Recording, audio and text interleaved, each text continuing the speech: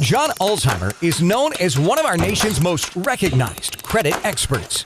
Having worked for 28 years in the credit industry, John has become one of the most prolific speakers about credit and the go-to authority on answers to credit-related questions. Credit Countdown with John Ulzheimer. Hey there, this is John Ulzheimer. I'm a consumer credit expert. I've got almost 30 years of experience in the credit industry. I've spent time at FICO, which is the company behind the FICO credit scoring system, and Equifax, which is one of the 3 credit bureaus in the United States. Very good question today. This one has a lot of meat on the bone. And the question is, hey John, how does credit scoring actually work? I get this question from time to time, and it's almost, it's almost like saying, hey John, can you tell me how heart surgery works?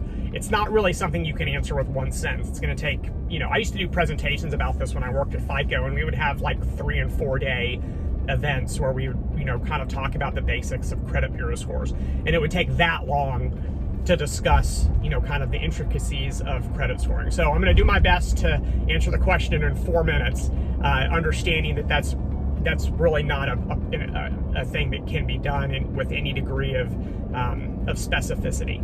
So credit scoring is, I'll start from the top. Credit scoring is called credit scoring because the scores are based solely on the information in your credit report.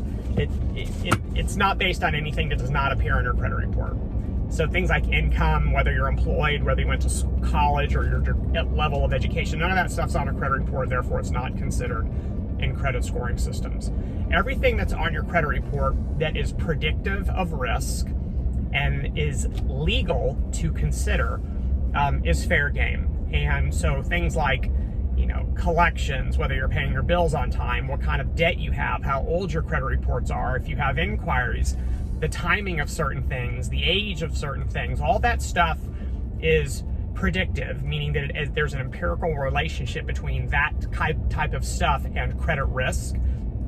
And so therefore, because credit scoring companies like FICO and VantageScore, because they tend to follow the data and they do what the data tells them to do, generally they'll consider those types of things from credit reports. Now, the way that it works is there's just kind of this incorrect assumption that everything on your credit report has some sort of value, meaning that an inquiry is worth 8 points and a charge-off is worth 50 points and a collection's worth 20 points. That's not how it works at all.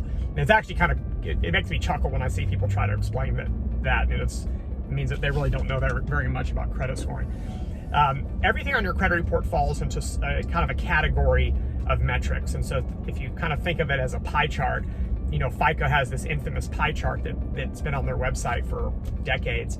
And, roughly 1/3 of the points in your score are generated from the metrics that consider whether or not you pay your bills on time. Roughly another 1/3 of your score is determined off metrics about your debt and how you manage debt. And then the other 1/3 of the metrics is a kind of a combination between things like inquiries, the diversity of the accounts on your credit report, and the age-related metrics of your credit report information.